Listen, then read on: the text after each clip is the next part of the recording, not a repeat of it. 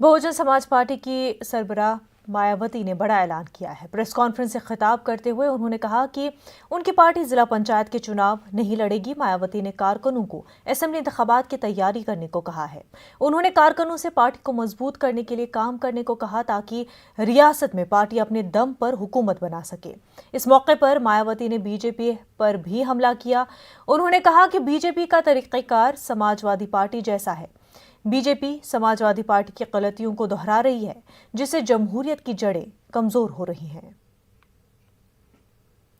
BJP ने इस समय प्रदेश में हो रहे जिला पंचायत अध्यक्ष के चुनाव को नहीं लड़ने का फैसला लिया है और यहाँ इस बार आगामी होने वाले विधानसभा चुनाव में बीएसपी की जरूर सरकार बनाएगी, लेकिन इसके लिए यहाँ बीएसपी के लोगों को विरोधी पार्टियों के सभी साम दाम दंड भेद आदि हथकंडों से भी जरूर सावधान रहना है, क्योंकि विरोधी पार्टियां एक सोची समझी रणनीति व साजिश के तहत खासकर मीडिया के जरिए अभी से ही ये एक अफवाह फैलाने में लग गई है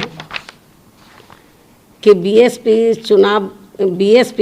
इस चुनाव की तैयारी के लिए जितनी सक्रिय होनी चाहिए उतनी नज़र नहीं आ रही है, ताकि पार्टी के लोगों का अभी से ही इस चुनाव में उत्साह कम हो जाए।